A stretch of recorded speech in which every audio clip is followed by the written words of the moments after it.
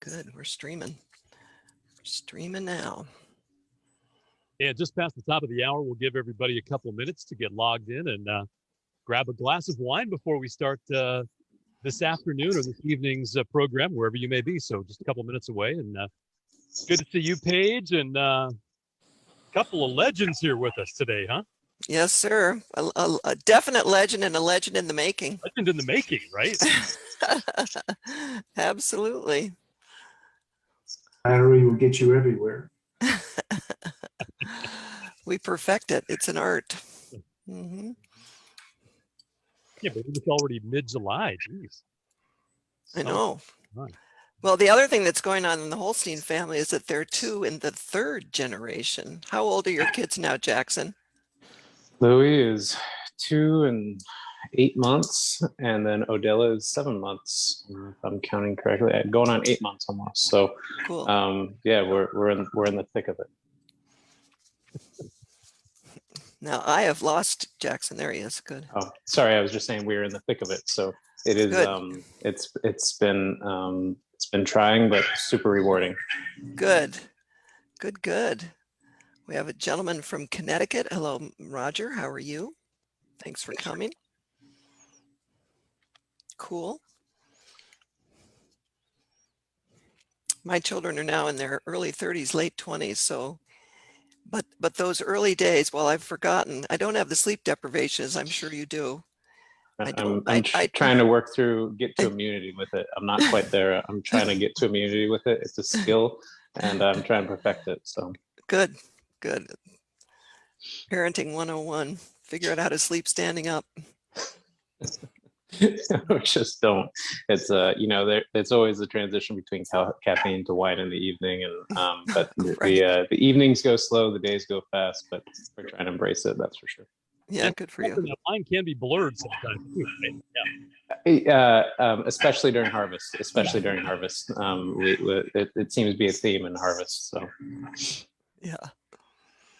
Well, hello, everybody. I want to thank you for joining the Knudsen Vineyards 50th anniversary interview series exploring the past, the present, and the future of grape growing and winemaking in the Dundee Hills of Oregon. And many of you kick this series off with Carter, wine pioneer, Rollins Soul, Allison. Say, Brian, I'm going to stop you because your audio is not good. Sorry. Really? And there's a little bit of background noise too. Would you agree, gentlemen? Yeah, I sound like a dog somewhere. That's interesting. There's no dog in my room. If anybody has a dog that we can hear, stop letting us hear your dog. Thank you. So I'm sorry, Brian. Actually, most of what you said was rather illegible. That's when it's writing. Couldn't hear you very well. Okay. How about now? Can you guys hear me now? Yes. That's interesting. How about that? Yep. There is a little the echo. Feedback. Echo from what though? Interesting. Okay.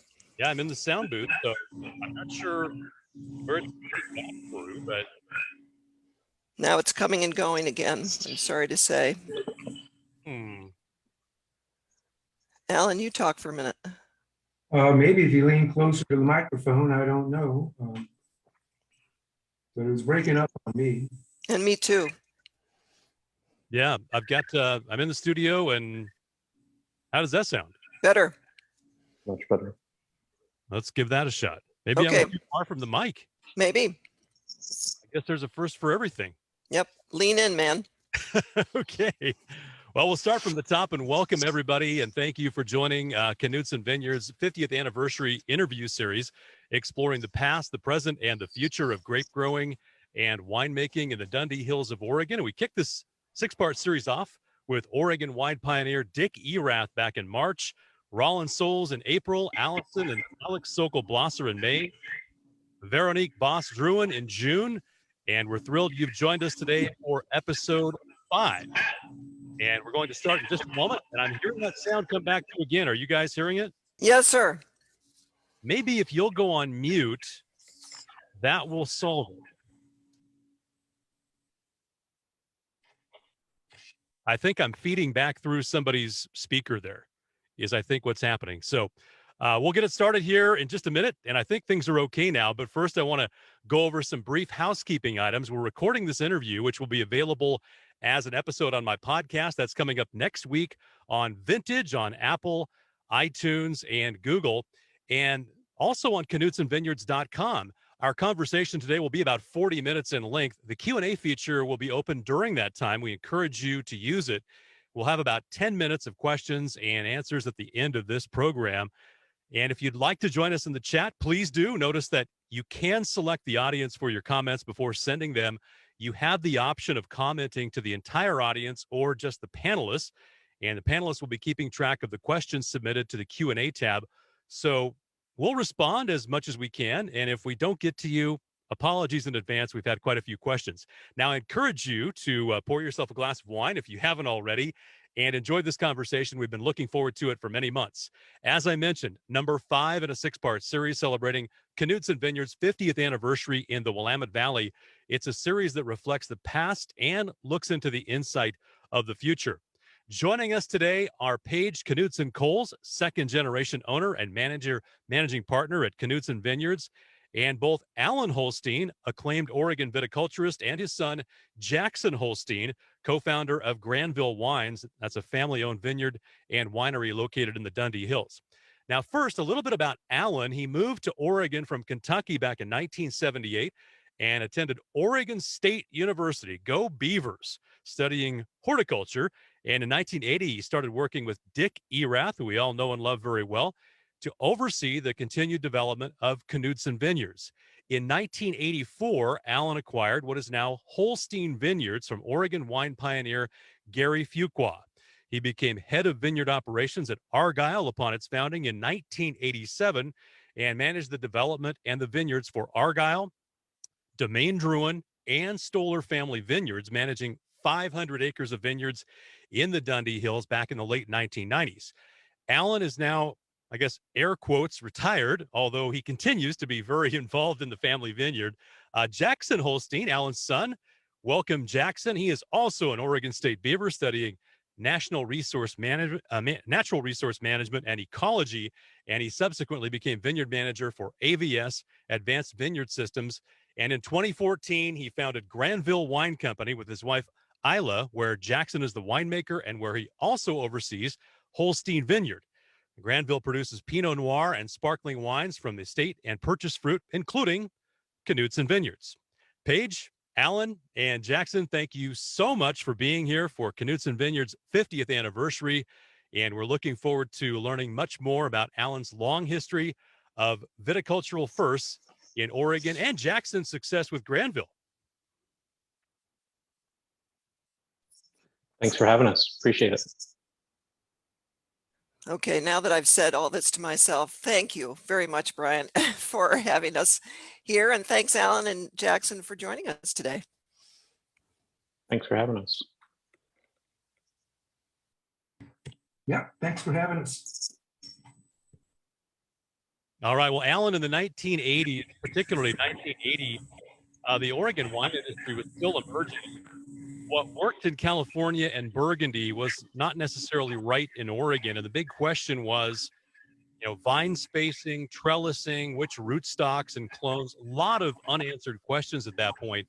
And you were a big part of the trial and error, kind of learn by doing in the vineyard. At some level, you had to take notes. You had to write this down. You needed a playbook for others to follow. Is that maybe why you're referred to as the Dean of Oregon Viticulture? And how do you recall those early days and what really were tough decisions? Well, it was trial by fire, and it was a process, that's for sure. Knudsen Vineyards was originally planted with the playbook out of Napa, written by some guys named Mondavi and Sebastiani and so forth, that were just some guys trying to figure out if America was going to be a wine-consuming country. And, most of the Oregon pioneers had a tenure in California, and they brought what was obvious with them, and they planted wide rows that didn't very well capture all of the light that we have in Oregon. And they used a system called California sprawl, which was basically no system at all for managing the growth of the grapes. And it worked for them. They had plenty of heat, plenty of land. But, you know, when I started, Knudsen Vineyards had 60 acres of it. And it was clearly not working in Oregon. I mean, it wasn't just Knudsen Vineyards. The vineyard that I bought, all of them were planted that way. And shortly after I started, Dick Erath took a trip to Burgundy, and he came back and described to me a system that they had with wires and chains on the ends of the wires that you could hook on the post and actually would force the growth vertically, and came to be known as vertical shoot positioning. But Knudsen Vineyards was one of the very earliest on the West Coast to implement this. Beginning in 1980, we began to retrofit as much time as we had to this vertical shoot positioning, which is now standard procedure in the New World, but it had been long done in Europe. Because in Europe they had narrower rows, and they had to train the foliage vertically in order to be able to properly manage it. And then fast forward a few years, when Argyle got established, they had Australian roots, and shortly after them, Domaine Drouhin located in Oregon, and they brought French ideas. And Cal got to meet them and pick their brains, and he could kind of tell that they had more experience in growing the grapes and making the wine. And one time he said, "Al, whatever they do, let's do that." And that coincided with the release of clones and the release of and the discovery of phylloxera. So all of a sudden, there was all this new blood in town combined with new possibilities. And because Drouhin and the Argyle crowd had previous exposure to the Dijon clones, they were very aggressive in developing them and convinced Cal to be aggressive in developing them. And so all that put us at it was people, ideas from other places. It was Cal's resource, and it was my hustle that put us at the vanguard of clonal development, grafting, rootstocks, irrigation, crop estimation. And it wasn't just us, the whole industry was trying to push that ball down the field. And it elevated the game for Brand Oregon. And Knudsen Vineyards was right in the mix with it.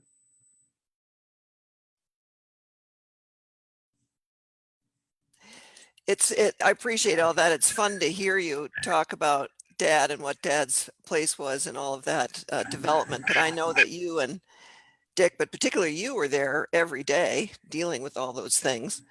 You know, as a follow-up, Knudsen Vineyards is considered a higher elevation vineyard. We go from 500 feet at the low end to 1,000 feet up at the top. And I hope that you can talk to us about what impact elevation has on grape growing and winemaking. Well, this latitude, you know, we're at the 45th parallel, and day to day, we don't really think about it, but it has we're pretty far north, and elevation has an outsized effect on ripening compared to lower latitudes. You know, 200 or 300 feet gain in elevation can mean 10 days difference in ripening. And it's because there's a lower daytime high at higher elevations. I used to have fancy weather machines, and I can document that the high temperature for the day was lower at higher elevation than at low elevation. And that translates to later ripening. In the old days at Argyle, we would make those higher elevation blocks into sparkling because it doesn't have to be as ripe for sparkling wine as it does for table wine. These days, with warmer weather, higher elevation blocks are ripening up to table wine standards, but they achieve a different balance and ripen a little bit different time in a different way, so as to give the winemaker more blending opportunities, more colors on the palate. And so if weather ever gets back to the way it was way back when, it's good sparkling country. For now, who knows? Hold on here. Thanks, Alan. You know, you and I have known each other for 40 years, if not more, since Dick Erath and my dad, Cal Knudsen, hired you to oversee the continued development of Knudsen Vineyards. And you know that Knudsen was one of the largest vineyards in Oregon at that time with 56 planted acres. I just got an email from Dick. I'd asked him a couple of questions. He said, no, it was 60 acres. So we have yet to kind of, do you know the answer to that? Since I have you right here. I think it was 66. Oh, okay. So it's getting better all the time. You know that we were living in Seattle and Dad was super busy with his day job as head of acquisitions for Weyerhaeuser, even so, he'd drive to the vineyard frequently to learn and presumably provide advice or get your advice. Can you tell us a little bit about what you remember about Dad in those years and how he had an impact on your life and your career? Well, he was truly a mentor to me. He often flew in on Saturday afternoons into the Newburgh airport and got a ride over somehow. And we'd go out after he and Dick had lunch. We'd go, he was a jet setter. He was a high flyer. And I was one of the first hired guns in the area. But, he went out and walked her with me, and he'd get down and pull weeds. And I'm like, dude, there's 65 acres of weeds to pull. We can't get very far in the time that you have. Let's check. And but he was truly a mentor to me. Besides teaching me to be a better person, he taught me to be a better businessman and taught me how to set goals and not get too pissed off when I didn't achieve those goals. And so he taught me about patience and persistence. Nice. That's great.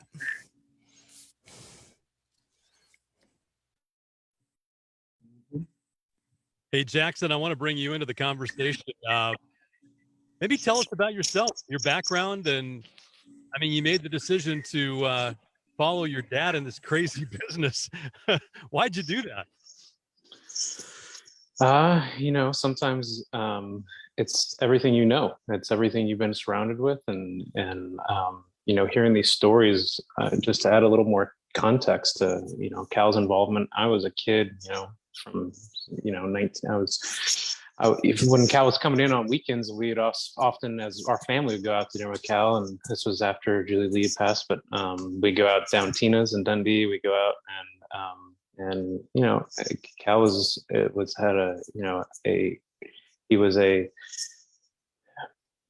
he was a mentor to my father, but he was a grandfather figure to me in the sense that he showed up. Yeah, I saw more than anyone in my family. Saturday mornings when he had time to be here were kind of mornings where I had to be with my dad because, it's just farming. It's how it goes. So there was early Saturday mornings I'd have to pop up, get in the truck and go with my dad. We'd hop over the vineyard. Cal was there and we'd spend the morning going through. And my job was to stay quiet. and it's shocking how much you absorb even when you're not aware, and so this brings back a lot of memories for me. But to get involved, having that background, having that exposure, having, those types of people around me, it was, you get out into this world and realize, what your family's done for all these years, what my father had chased, and the bus dropped me off in front of Argyle Winery every day, and I cleaned picking bins through every harvest, and it was you look at your alternatives in this world, and it was really clear that I had a comparative advantage, and then it was up to me to really find the passion for it, and I found that passion partly through historic context, but also people around me, and then traveling and seeing how big this wine industry is, and how much what we were doing here in Dundee specifically is really special. From a viticultural standpoint, from a winemaking standpoint, from a hospitality standpoint, the evolution and integration of all of those things into what the Lamb Valley is offering was really, I witnessed it as a child and as a young adult, and had the background I did, and the Dundee Hills in particular had the support from places like Knudsen Vineyard, from people like Cal, and those were people right around me. So it seemed inevitable, even in the moment, and at the time for me it wasn't as clear, but looking back it was clearly inevitable, and I developed a passion for it, and really it feels like the path that I was meant to walk. And here you are. So I guess next question for both you And your dad is, Oregon now widely recognized for producing some of the best Pinot Noir and increasingly Chardonnay and the bubbles, a lot of great wine. You look at the new innovations in the vineyard with clones, spacing, cover crop. What do you think could further enhance the high quality of Oregon wines? I mean, is there another level or two or three above where we're at now? What do you think about that? Well, in the context of climate change, one thing that, there's vast expansion areas that previously were off limits and just too cool to plant. You'd never go there. So that's one thing that could change. That, there's vast sections of the Coast Range that was just Indian country. You'd never plant there. But Jackson has a grower. He took me out west of Carlton a couple of years ago, and I'm like, "What? What's this guy doing here?" And they got right. And so that's one area. We always focused on Pinot Noir and Chardonnay, and Chardonnay was a weak cousin for a long, long time. But it seems to be finding its niche, and maybe there's a new frontier for it in terms of site selection, matching the variety to the right site. Yeah, I'd capitalize on the Chardonnay aspect of it. I think for the longest time, Chardonnay was planted on second tier sites. Al, you might need, yeah. Chardonnay was planted on second tier sites and sometimes given second tier attention in the cellar. And that's holistically changed, and some really premium producers, cellars here in the Valley, that are going out, and growers who are, and including Knudsen Vineyard, putting emphasis on growing premium Chardonnay on premium sites, on premium varietals or premium clones, and giving it the attention it deserves. And I think if anyone comes and visits the Valley and visits Dundee Hills and tastes some of the Chardonnays we're putting out, they're bright, they're acid driven, and on par with much of Burgundy. And so I think the innovations continue in Pinot Noir, but I think a lot of winemakers are getting excited about Chardonnay because it still feels like there's a lot of room to grow there, and including with traditional method sparkling. Both those, while they're present and available here in the Valley, I feel like many of us in the industry feel like we're just getting started, really reaching the levels of premium quality that we're capable of. And what felt like, it's oftentimes where winemakers get excited and where the public becomes aware of it, there's sometimes a decade gap, right? And it feels like we're starting to close in on that gap where we were with Pinot 10 years ago, 20 years ago. We're approaching that with Chardonnay and sparkling wine. And so I think that's really exciting. Say, Jackson, just given that, and Alan too, on the Chardonnay, I've always been under the impression that they're relative to the number of acres planted of Pinot, Chardonnay is just hardly any. Has that changed dramatically given what you've been talking about? I know from my time managing vineyards that you often, to answer your question, yes, that's changing. Now people, where it used to be how much Pinot can I fit here, people are coming to the Valley with the emphasis of just wanting to grow Chardonnay, especially in Dundee and Yola-Amity. There's people coming in, acquiring land with the intention of only planting Chardonnay. And that's a huge shift from anything that this Valley has seen over the past 2 or 3 decades. So the paradigm, I think it's not shifting, it's balancing, right? Where I don't know the percentage in Burgundy, but and I don't know the percentage currently in the Valley, because frankly, whatever percentage you throw, it's probably inaccurate because it's going to change tomorrow, right? But it's changing, and I think it's changing pretty quickly, especially with the emergence of Yola-Amity and some sites out in the Coast Range and land being developed out there, and people, growers and vineyard managers really put a premium on planting Chardonnay because there's such a huge demand for it right now from a winemaker standpoint. So, Would you agree with that, Alan? Just want to get your point of view on that too. You're muted. Well, I think as the area is matured as a direct-to-consumer, as a tourist destination, you have to distinguish between direct-to-consumer sales. There's a shortage of Chardonnay for direct-to-consumer sales.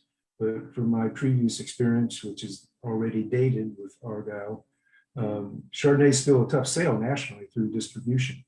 And so, but there is a shortage for local winemakers who want to concentrate on it. And it brings to mind the question about other varieties even. I see this through Jackson's eyes, that when he entertains people, it's not enough to just show them a Pinot Noir and a Chardonnay and a sparkling. You like to have more of a variety.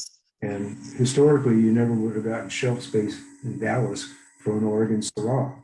But maybe as the area warms up and the wine destination continues to mature, there could be room for other varieties, given that sales channel. Yeah, excellent. So back to you, Alan, for a minute. In addition to managing Knudsen Vineyards, you started working with Argyle in 1987, and they had an all-star crew in those days with Roland Souls on the ground, and you as well, Brian Crozier, providing advice from his experiences in Australia.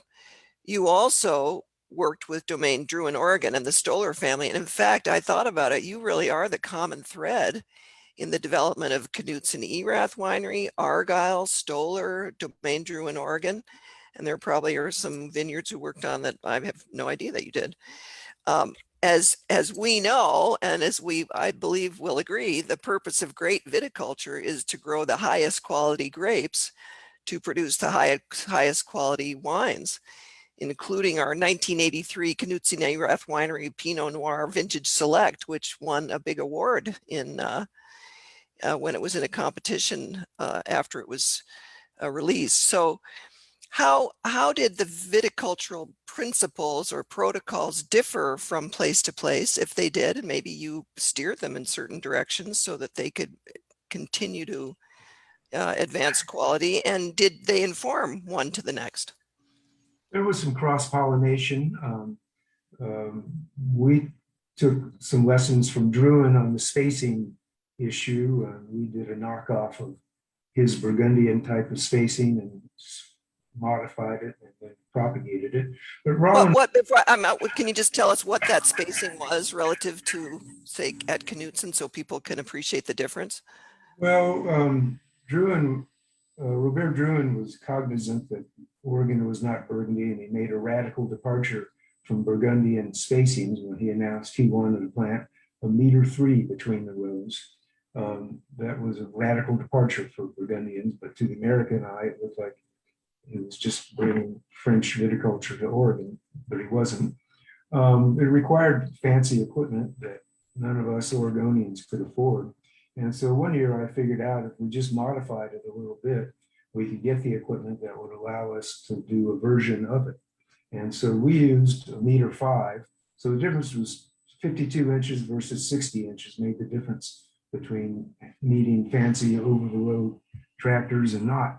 And so Roland Souls and I had a great run together. We brought science to it. We had different spacings at Knudsen Vineyards that were planted in the same soil, with the same elevation, with the same vineyard manager, going to the same winery with the same winemaker for decades. And we drew some conclusions that we thought were pretty valid, and then charged up and down the valley propagating those at Stoller and at Lone Star and at Spirit Hill, and even at my vineyard. Cool. Yeah, go ahead. There was some cross-pollination for sure. Yeah. Well, I think you are the cross-pollinator in a lot of those places. You purchased your 10.5-acre vineyard site in 1984. And I personally believe it's one of the loveliest sites in the Dundee Hills. You told me a story, and to Jackson also, but you told me a story just the other night about how you came to purchase that vineyard and the role that my father had, at least in encouraging. And so I'd love to hear that again, but can you also tell us how your vineyard has evolved over the years? Well, yeah, one of these Saturday afternoons when I was out with Cal in the vineyard, and he was pulling weeds and asking about progress since the previous visit, he looked at me and, he pivoted from day to day to the long term. And he goes, Alan, for this to work out for you, you have to own something around here. And I can help you. I'm pretty well fixed, but you have to identify it. And it was the first time that I thought, really? I could actually own something. Interest rates were 9 or 10%. And given my income and station in life at the time, it just seemed like an impossibility. But he was the one that first inspired me that, yeah, I could do it. And a year or so passed, and a 10-acre vineyard that was planted in 72, same year Knudsen Vineyard began, with old clones of Pinot Noir and Chardonnay and Pinot Gris on it, came available. And I decided sort of the 11th hour just to do it on my own horsepower, and Cal didn't partner with me, but he was the inspiration. And I had to replant it. It was unrooted, and we had the first phylloxera infestation in the adjacent vineyard at the beginning of 1990. So beginning in 98 through 2006, I replanted it using spacing that we experimented with up at Knudsen, and with clones that I'd had some experience with up at Knudsen, and began to transition in the 2016-17 to Jackson's beginning to manage the vineyard. And it's gratifying to see my grandkids out rolling around on the grass, and you know, it's a long-term investment, and so it's gratifying to see. Well, and I would say too, Jackson, you've enhanced the site by building a winery there, and then your garden is pretty impressive too. I can take credit for the winery. I can't take credit for the garden. That is all Ayla, my wife. She's great at that. Yeah, we, you know, Alan put really a lot of the horsepower into transitioning the site from what was, you know, the early 90s when phylloxera was discovered, and we were certainly susceptible to it, and taking on the challenge of replanting this place and doing it with intention and doing it with some thought behind it. Now, some of those things, I had the thought of mind at the time, maybe make a recommendation or two, I might have, but all things considered, we are prime elevation, prime location with some really great roots established, and we started making wine in 2014, a really small amount as I was managing vineyards on my own, and it was just a natural evolution as we began to make wine off the site. You know, it was very clear that people wanted the wine and wanted to come here to buy the wine, and so we built the winery, and have been really fortunate to get some traction and make some wines that people enjoy, and really fortunate to not only work with this premier site in Dundee Hills, but also work with Knudsen Vineyard going forward, and some of the old finds that you have there on site, and kind of getting back to really getting back to the blocks and the vines and the people that really helped launch this place forward, and take that, absorb it, and translate it into a bottle is what we're really excited to do. Yeah, Jackson, you're obviously optimistic about the industry. What's the reason for optimism moving forward? We've had a couple challenging years here, particularly last year. I mean, you must have some, foresight into the future. Well, I have no crystal ball, but I can tell you this. I see people's reaction when they taste these wines, and I'm not just saying my wines, I'm talking about wines from all over the valley, right? From a perspective of our ratio of quality to volume produced out of Oregon, it's shocking. The amount of quality that comes out of Oregon comparative to the worldwide production of wine coming out of Oregon, it's shocking. And then furthermore, when you get into these boutique producers here in Dundee, Yola Amity, Ribbon Ridge, Chehalem, Yamhill, Carlton, I firmly believe you're walking and you're tasting world-class wines. These wines just don't get very far, right? And so I guess part of my optimism is seeing having tasted wines my entire life, having been privileged to grow up around the Druins, grow up around Cal, grow up around Brian Crozier, and taste wines through my childhood could. Can't say that on air. And really see world-class wines from the beginning and see what Oregon has grown into. It's really hard not to be pessimistic. And then furthermore, to see the reaction these wines get when put up against wines from all across the world. And I see the intellect, the investment, and the amount of quality coming out of here. It doesn't take much but two and two together. And so that's why I'm optimistic, but that's why we're all optimistic, regardless of some tough vintages. I mean, go back to Old World. How many tough vintages have they had in Old World? And here we are, maybe pouting over one or two vintages. It's tough. I'd rather not have them. But the reality is that if you accept this industry on its core of what it is being farmers first and being at the mercy of Mother Nature, that's going to come with the territory. And so that's what you sign up for when you're in this industry. Thanks, Jackson. Alan, I've watched Jackson grow up too, and Jackson, you're a very articulate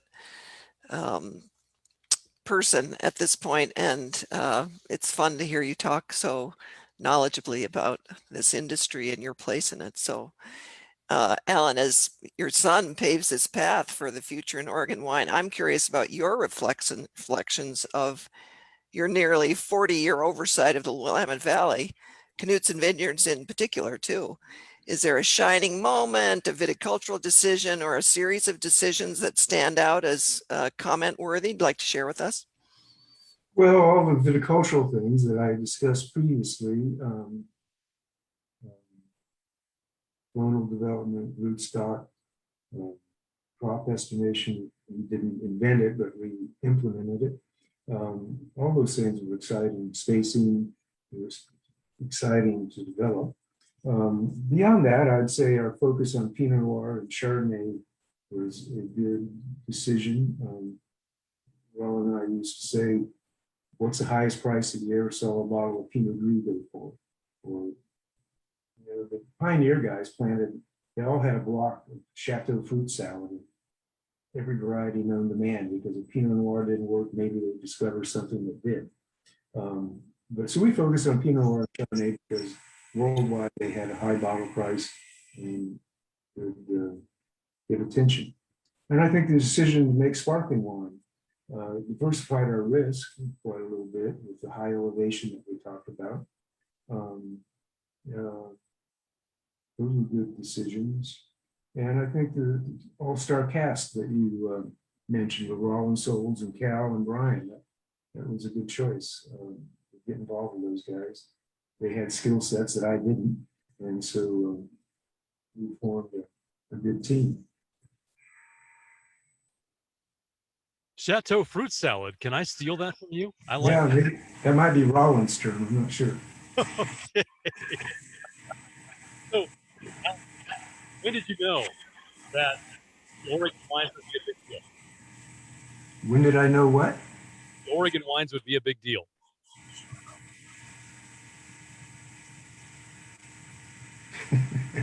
Well, I was thinking about this. In 2004, the movie Sideways came out and helped people pronounce Pinot Noir. But it was still nip and tuck in 2004. I think in the 2012 to 16 period is when I began to realize we had some good vintages. But when in 2016, Oregon was named in one of the magazines wine destination of the world. Of the world, I said. I'd been asleep at the switch while all this was happening. All the people that make this work from a hospitality standpoint, I was oblivious to. But 2014, 15, 16, we had a string of good vintages. We started getting acclaimed as a wine destination. As Jackson mentions, it punches way above its weight with awards. What until then? To be honest, I mean, we always had hopes for it and dreams. We believed it, and spent a career proving it. But the rest of the world didn't seem to quite accept it until fairly recently, in my opinion. Well, I remember in the very old days when we were trying to market Oregon wines. In the early days, we were marketing a Knudsen wine, an Erath wine, a Knudsen Erath winery wine. And most people didn't even know where Oregon was. Yeah. And so the industry properly focused on Oregon before each producer could tell his or her own story. Yeah. No, One thing, if I could chime in, there's a lot of little decisions made from a viticultural and winemaking standpoint that I'm sure contributed to the quality. But from someone who's in present time selling this wine, one thing that the early founders were talking about, from David Lett to all the way to present time, right? Across the board, something that I think has been really well done by producers in this valley is representing brand Oregon as a whole in its totality, right? And not trying to be individuals all the time, because all boats really rose with the tide, and something, hindsight's 2020, right?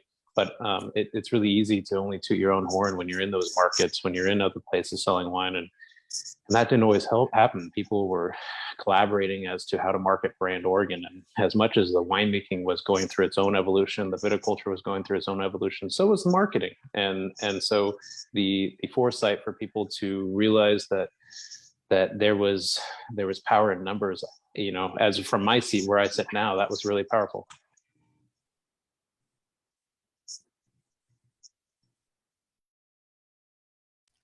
Brian, it turns out that you're muted.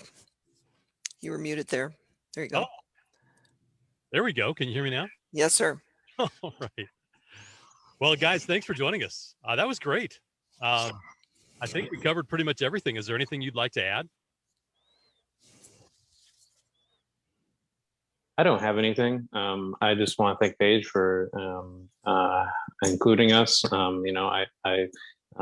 Maybe I don't do it on a daily basis. My father and I sometimes butt heads about, is today lag phase? Is tomorrow lag phase? Is today the day to pick? Is tomorrow the day to pick? And while it's mostly him consulting on his free time, I owe both of you a thanks for where we sit today, and I owe Cal and Julia Lee, all of them. This whole industry does owe them a big thank you for the resources and knowledge and dedication they put forward for our current generation to really, really profit off of that, from a knowledge and from a wine quality standpoint. So that's my bidding. Farewell. yeah, and a vision. Yeah, well, I have to say, gentlemen, that was extremely gracious and generous, Jackson and Alan. I couldn't. My family could not imagine not having you as part of this series. You've been so pivotal and instrumental in the growth and development of our vineyard. Plus it's been a great friendship for a long time. And I know Dad and Mom would feel the same way. They feel the same way. If they were here, they would express it. So thank you very much for everything. Okay. And Brian, thank you very much too for all you're doing for us. Oh, we appreciate it. It's been a lot of fun, and want to remind everybody the 6th and final installment of the Knudsen Vineyards 50th anniversary series. Next time, Paige and I will be joined by Brian Crozier, a famed viticulturist and winemaker and the co-founder of Argyle Winery in Dundee. So mark your calendars for Tuesday, August 10th, 5 p.m. Pacific time. And we'll bring in Brian from his home vineyard and winery in Australia. And you can register for the event on Knudsen Vineyards website, knudsenvineyards.com. Thank you so much for sharing some of your afternoon or evening with us. Alan and Jackson, again, thank you for spending time with us. Hope you're all staying safe and healthy, and we'll see you next time right here on Knudsen Vineyards 50th anniversary. Have a good night. Thank you, Cheers. everybody. Great to see you.